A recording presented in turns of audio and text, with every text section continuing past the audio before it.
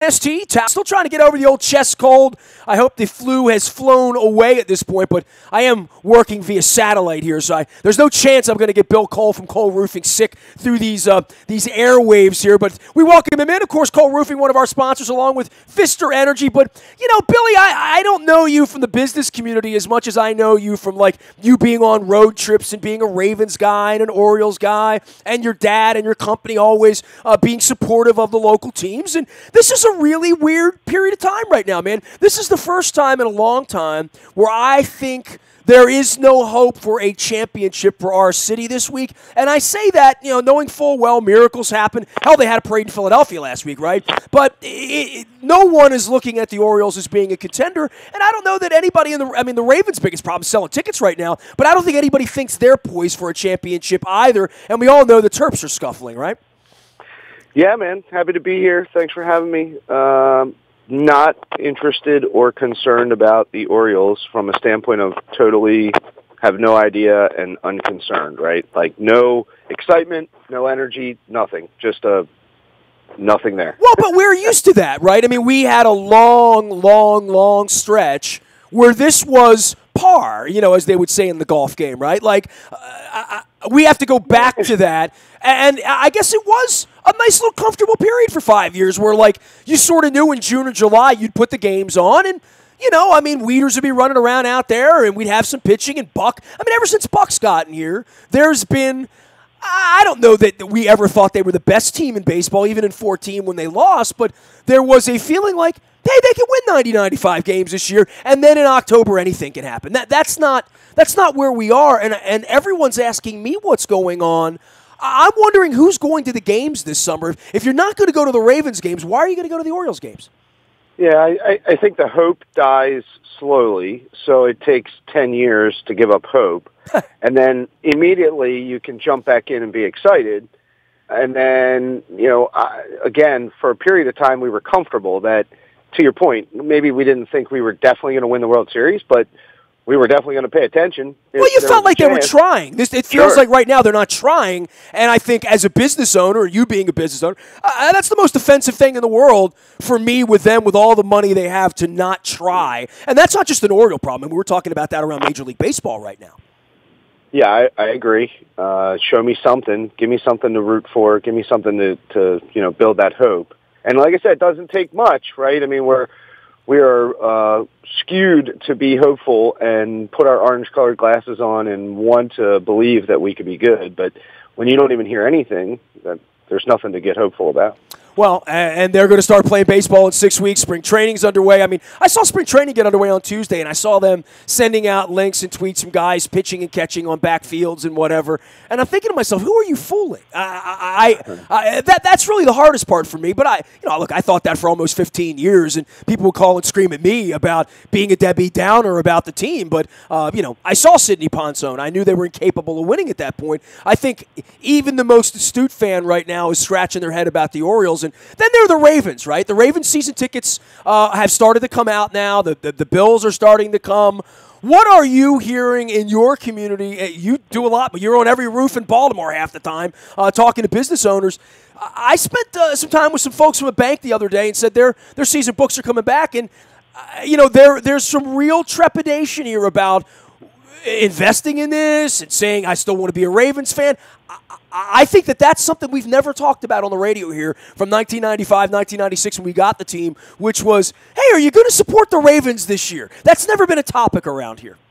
Yeah, without even soliciting that conversation, a number of times it's come up, and I would say not that people are jumping ship, but they're definitely evaluating the investment and deciding whether it's something they want to do. And I think, to your point, forever, you didn't even think about it, right? It was part of doing business. So I think there's competition for those dollars now, and I think people are trying to take a hard look at it. And I think it's mixed with a lot of the other junk. It's not just the football and the winning and the losing. It's the political stuff that gets tied to it, and it just gives people a reason to pause and hesitate to decide whether they want to buy them again. Man, they were teetering on the brink, though, right? I mean, 4th and 12, if the ball gets knocked down, right, they make the playoffs. They go to Kansas City. let's just say they win, okay? And then let's say they go to Pittsburgh and lose, or New England, or whatever it was going to be, right? Would the feeling be different had they played another hour or two of football? I wonder, and I'm going to be wondering that aloud, openly, as people call me and say, I'm not renewing my tickets. I'm not going. I gave my PSLs up. Because I'm going to see that all over my timeline. Like, the people that are going to not renew, they're going to brag about it, right? No one's going to quietly not send in my case, it's $1,700, $1,800, whatever it is, for my season books. And I got the cheapest books there are, and I only have 2 of them, right? So if my season ticket books are going up on $2,000, and I have the cheapest tickets, there's no one out there with cheaper PSLs than I have. So it's at least a $2,000. I love your sales term, Billy, investment. I've never really thought of it as an investment when I go to the amusement park or whatever. But what you're going to do with your disposable income. And I think those people are going to start bragging about it. And I'm going to say, well, would it have made a difference had they played a little bit better? I mean, that they've been a playoff team, or had they won a playoff game on the road and proven that? I really do wonder about that, because I don't think it's about the quality of the football. I mean, as much people say, well, the offense is boring or whatever. Look, that comes and goes over 22 years. We had an offense that stunk here for 10 years. We won a Super Bowl with an offense that stunk at one point. So, I can't say that it's not exciting. It was exciting when we played defense back in 2001, right? Yeah, no, I totally agree. I think it has very little to do with the football on the field, and that might be a consequence of what the Ravens and the NFL have done over time. I mean, everything about that entertainment experience moves farther away from football and more about the experience. And so we're not evaluating wins and losses is the reason why we buy the ticket. We're evaluating the experience. And when you dump the politics on top of that, I don't think that's good. I don't think this is a question of, well, we almost made the playoffs, or we're going to be good next year, and I don't want to not be at the games. I don't think that's what this is. I think it's deeper than that. The Ravens didn't dump the politics on it. The president dumped the politics into it. That's literally what happened. I mean, I don't know that some of these players really felt like they had a choice in the matter but to fight back, especially on behalf of Colin Kaepernick. And they got their hands full. Look, the players don't own the company, right? I mean, Steve Bisciotti would rather not have the politics involved, right? Jerry Jones would rather not have the politics involved. But that's not where Terrell Suggs is. That's not where C.J. Mosley is. That's not where Tony Jefferson is. So that's really where the problem is. And it happened one time. It happened for 10 seconds. And 5 months later, we're talking about people not sending in $5,000 and $10,000 or maybe even $100,000 skybox renewals, right? The players took the bait, and shame on management for not preparing them or telling them that they needed to defend that space. And I would challenge that it was more than 10 seconds. It was a period of 4 or 5 weeks where that was in the headline conversation. Will they kneel? Will they not kneel? And, it's all garbage, really, right? Like, it has nothing to do with... Well, it's all symbolic. It doesn't really solve anything, right? Yeah, I mean, it has no place in the sports and the entertainment. And once you go there, now people, they have to make a decision, and some people feel very, very strongly about it. So on top of maybe not being the most exciting team, there is no Ray Lewis on that team. There's no one coming out of the tunnel that makes me want to be there. I don't have, the number one jersey sales in the NFL. So on top of all that stuff, you put this in, and I just think it's giving people the reason to pause. And I don't think that we've had that for a long time. Bill Cole joining us here from Cole Roofing and Pfister Energy, one of our great sponsors as well of all of our community reports. All of our programming here brought to you by Howard Bank, as well as our friends at Royal Farms. Real fresh, real fast. Get on over to Rofo, download that app, and get your gas, get your fried chicken, save yourself some dough at Royal Farms. Billy, it's interesting you say that, because the Ray Lewis thing, and Ray Lewis didn't get on one knee, right, in London. Ray got on 2 knees. Ray has said outlandish things on both sides of the political spectrum, by the way, right? He told Colin Kaepernick to shut up, then he told him to stand up, then he told him to kneel down, then he told him to get out of the way, right? And the Ray Lewis bus is selling. I'm on my 3rd bus. So there's no lack of love for Ray Lewis, and yet they were going to burn the statue down back in September, right? It really is interesting how Ray Lewis and the Hall of Fame, I didn't see a whole lot of backlash on that, not even off of Atlanta or any of the other stuff. Locally, Ray Lewis feels like he has glided through this thing a little more quietly than I thought it was going to be. I thought, who's going to want to go on a Ray Lewis bus when they want to renew their Ravens tickets? About everybody, on my timeline for sure. Like it or not, being the greatest middle linebacker of all time, the GOAT, arguably, gives you a pass, right? Gives you a pass, and people are quick to forgive and forget. That's just the way it is. All you have to do is see the highlight reels and watch him tackle Darren Sproles all over again, and you feel like a real American. Right. It's somehow people have figured out a way to disconnect those two, and that's how it goes. Now, look, Orioles and Ravens aren't playing. I'm obsessed with them because it's what I do. I'm moving into this new space where I'm having more conversations with people like you that I like about all sorts of things. By the way, a little plug for you, dude. Old school. Rob Halford from Judas Priest is my first non-sports guest of the new era, and that's happening next week. So I figure if I'm going to start off, why not start off with heavy metal? Go right to the top, right? So that's what. But I'm going to be doing a lot of different stuff. But the Olympics are the one thing, and this is my 27th year doing sports radio. So we've had, whatever we've had, 15 Olympics in the time I've been on, right? Every other year there's an Olympics, and winter, summer, whatever. We've obviously had the most decorated Olympian in the history of the world, who grew up 2 miles away from my studio and, still is sort of evaporated here in Baltimore for Michael Phelps and his legacy and whatever that is here. But here we have the tomato can coming down and doing a half pipe, and we all have to learn about moguls, and we have to learn about curling and whatever else here, and biathlon and whatever else they're doing here. You love the Olympics. My wife loves the Olympics. I don't hate the Olympics. You might as well give me Sominex, bro. I sort of kind of don't get it, and I know it's a 2-week investment, right? It's kind of like the World Cup. You don't have to be a soccer fan to love the World Cup and get out of bed at 3 o'clock in the morning and watch the Netherlands, who didn't qualify, by the way, play the U.S., who didn't qualify, by the way. But in the Olympics, you either are or you aren't, right? I guess. In 1984, I was all about Mary Lou Retton and Bart Connor, and in 76, I was all about Nadia Comaneci and Dorothy Hamill and all that. Boy, in 2018, I don't latch on to it, but I know, you're obsessed with it, right?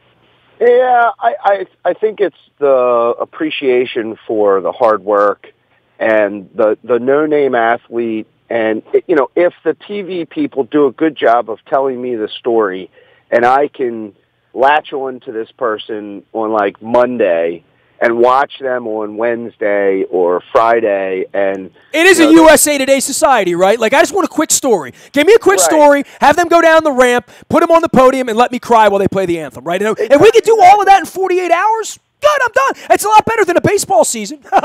Exactly. And tell me about their parents and the commitment that they made and the last 12 years of their life and the dedication and the bumps and bruises along the way. I think if you have an appreciation, number one, if you're patriotic, you're rooting for us to win all the time, and luckily for us, we seem to do that a fair amount, so you're not disappointed that often. And then, if you have an appreciation for hard work and dedication, I think there's great stories. And it's weird sports that you don't really know the rules and you think we're doing well, but, it looks more like shuffleboard than curling, and you hope they hit it in the right direction, and it's fun. I'll say this. I've always wanted to go curling. I think you're an old school listener, so back in the 90s I had an obsession with curling. I still have never gone curling. Trini Kuznarek, who is the reporter, who's over in Seoul, I spent a little time with her out in Minnesota 2 weeks ago.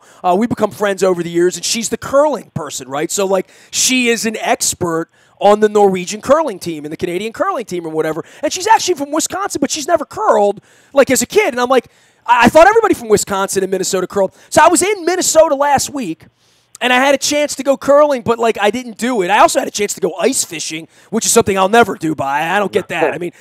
My ice fishing means I go to the supermarket, and I get to fish off the ice. And then I bring it home and I fry it up. My wife doesn't even like seafood. But the curling thing is something that there's a curling club in Easton. There's a curling club somewhere in Bowie or Laurel. Yeah. Would you be a candidate, if I was going to take a bunch of sponsors out one night to drink beer and curl? Would you have any interest in going curling? It does look like something that I would do before I would don't tell Danny Wiseman this, but before I would go 10-pin bowling, I would go curl. Right. I think so. I mean, I'm not saying that I would get hooked and want to go and play in a league, but it's no different than if you're at a bar or restaurant and they have a dartboard or a pool table or a shuffleboard. I think it would be fun to try it. Absolutely. Well, look, I had Hannah Teeter on 2 weeks ago, right? So she's one of those tomato can, half pipe, shredders and all that stuff. And, she was kidding me, come to Tahoe, I'll teach you how to shred and all that stuff. I'm never going to get on a snowboard, right? And certainly I'm never going to get on skis again, although I did it round top 30 years ago. I would get on roller skates again because I know what I'm doing. But there's a lot of things that I will never do, like jump out of a plane. Things like I just won't do those. I get on a motorcycle, I'm not going to do that. But curling's one of the things that I watch them do on the Olympics, and I think I would really get behind that. Like if someone would really legitimately invite me to go curling, and we would have a team together. I know I would have to dress a little warm, and my people are from the equator, Billy. I don't like the cold very much, but I would bundle up with people I like, with beer, and I would go curling. I would be excited about curling. Yeah, I think so. I mean, we need some equipment, right? Like they have fancy shoes. And, do they? Yeah, I think so, because you got to slide, but you got to be able to walk, and so. Would you want to be the guy who pushes the stone, or would you want to be a sweeper? I think you have to alternate. You do. That's what she told. Trini told me that. I asked her. Yeah. I said, she's like, no, you have to do both. You have to be, I'm like, all right. I'm going to get her on after the Olympics to explain it all to me. Figure when I'm going non-sports, why not talk about curling, right? It's kind of almost a sport. Fun. If you can do it while you drink beer, is it a sport like darts, billiards? Right. We've had that argument a long time, right? Right. Yeah. The other thing about the Olympics that I wanted to mention is if you like geography, you do get to see places that in a different light. And I mean, I consider myself fairly interested in geography, and I had no idea that Korea had giant mountains and it was 30 below, zero. It is very, very North Korea. When you look at Korea, Korea's sort of akin to Alaska, kind of, sort of, I think. I mean, on the map, you know what I mean? Yeah, I just never made the correlation, right? I don't know why, but I enjoy that part of it. It's like, wow, okay, hold on. I didn't really think that it was that cold there. I've never put North Korea into a Google map search. I'm going to do this right now and find out exactly if I'm wrong. You know what? South Korea actually just sits west of Japan, and I am wrong. South Korea is on the equator kind of thing. Was that latitude or longitude? Which one goes? Latitude, right? On the latitudinal scale, it is right around Northern California and Oregon. Pyeongchang is there. Right. North Korea, however, is more like Washington State and Montana, if that were. But yeah, I didn't know that it was that cold either. And I don't think of Seoul as being a cold place. But then I started to see the weather was 10 below there. It's more like Minneapolis, I think, right? Right. They eat dog there. I mean, it's really weird for me to get behind the Korean people with that. There's a Siberian wind blows, and it. That to me alone says, I don't think I really want to hang out there. Like a Siberian wind. But Beijing is further north than any place in South Korea, which is really, I did not know that because I've been to Beijing and it was smoggy. That's all I remember. Well, about they're Beijing. going to have the Winter Olympics in a couple of years too. They're going to be I think maybe the first place to ever have both. I would consider going back to China. I like China. It was good. I mean, if you like communism, it's a nice place. Yeah, I don't think I have overwhelming interest to go there. Bill Cole joining us here from Cole Roofing. Quality, safety, experience. You can learn more about all the things they do, maintenance and repair, restoration and replacement, new construction, and, of course, putting solar panels and green spaces on roofs. I wanted to talk to you about the roofing thing here because I spent a week in Minnesota. The roof on that football stadium is unique, right? Yeah, I don't know much about that, but the crazy part about Minnesota and what I do is we install solar in Minnesota in giant solar garden farms, and they have a really strong community solar program. So people who maybe they live in the woods or there's shading and they can't have solar on their property, they can actually buy power coming out of a solar farm somewhere else. So Minnesota's a pretty unique place. They have a pretty strong program. Well, you just said solar farm. Can you define that? I mean, like, I do think this is sort of George Jetson-y stuff, and I know you think it's weird that I think, like, I mean, you come out to my place at WNST and, like, you're like, dude, we could put some panels right over there and we could fix it. I mean, you think differently because of the solar thing and being a roofer. And when was the first day you ever thought, like, solar was going to be a part of what you do for business? 2004, I'm at roofing trade shows, and I start seeing solar panels showing up, and obviously started asking questions. So that was, we had already not that long ago then, right? I mean, not like James Bond, man with the golden gun, 1972, like me. Right. No, we had already started putting plants on roofs, so vegetated roofs. So this idea of using the roof as a platform for other things, we were kind of aware of that and like that concept. And then all of a sudden, when you turn plants into a small power plant, it's like, okay, that really makes sense. Solar farm. You use that term in this conversation. Okay. And you wonder why I bring people like you on. You know, I'm trying to learn stuff. Yeah, no, it's all good. So if anybody wants to drive to Ocean City this year, they'll go down Route 50, and you'll see solar panels in the ground, just on a plain piece of land, right? So we're taking farms and you're putting solar all over top of them, and that's what they affectionately... Can you make more money doing that than growing, like, tobacco or corn or whatever? Currently, yes. Wow. Currently, yes. Wow, okay, all right. Well, and I also think there's an overwhelming desire to not have to do hard farming labor, and these things just sit in the field and start producing revenue, so that's kind of appealing as well. Well, why don't you and I just go buy the cheapest land we could possibly buy and put solar panels all over the place? Why wouldn't we do that? That is happening. I mean, that is happening. Have your people call my people. We'll get together on this, Billy. The biggest challenge is that we're kind of operating backwards on the grid. So the grid is built to deliver power from a power plant, hundreds of miles away. And now all of a sudden we inject power at a random location. The infrastructure may or may not be built to handle that. And that's when the projects end up dying because the infrastructure isn't there and the utility wants to charge you a whole bunch of money to beef up the infrastructure there. I'm going to stay in the loop on all these things. For a century, Cole Roofing has built a reputation for quality workmanship as well as the delivery. I'm reading from your website, by the way, which is excellent. I mean, if you go to your website, you can learn about all this stuff. In addition to providing good value and shelter for your facility, a commercial roofing project can provide you with more than just an umbrella for your building. You can even have a farm on the roof. The completed project should work for your organization. In addition to a variety of different traditional roofing technologies, Cole offers options that include roof decks, water management systems, green roofing designs, and renewable energy systems. You're smarter than you look, Bill Cole. I'm going to tell you that right now. Don't let me fool you. Tell everybody how to find you, man. The web's the easiest, coleroofing.com, fisterenergy.com. I'm on LinkedIn. That's pretty easy to find me. Bill Cole. Or they can hit me. Just throw me an email, nasty at WNST.net. But for the record, are you renewing your Ravens season tickets or not?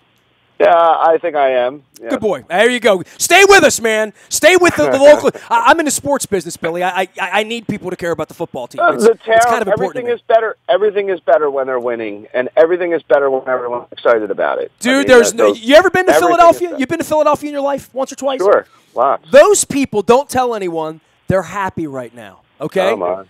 And, I don't. I want to go up there just to experience what it looks like, just for a day or two. Yeah, no doubt. Hey, man, appreciate all that you do for us here at WNST. We're going to send everybody out to Cole Roofing and to Pfister Energy. We'll chat with you again next week about solar farms and how you and I are going to get rich somehow and buying cheap land offshore. I enjoyed it. Thanks. You got it. Bill Cole, Cole Roofing. Go find him out on LinkedIn, or you can find him anywhere you can find me. Nasty at WNST.net. I'll link you up with Billy. If you have a commercial space, a church, a school, whatever it is, big roofs, on a business, Bill can take care of you. Simple as that. The buyatoyota.com audio vault is there for you at WNST.net to listen to anything we've done here this week. I'm expanding the conversation. The aforementioned Rob Halfer will be joining us from Judas Priest next week. I'm excited about that. I'm on Facebook, LinkedIn, Snapchat, Instagram, streaming live on our Facebook as well as our YouTube WNSTV channel. And the Ray Lewis bus trip is selling like hotcakes right now. You want to go out to the road trip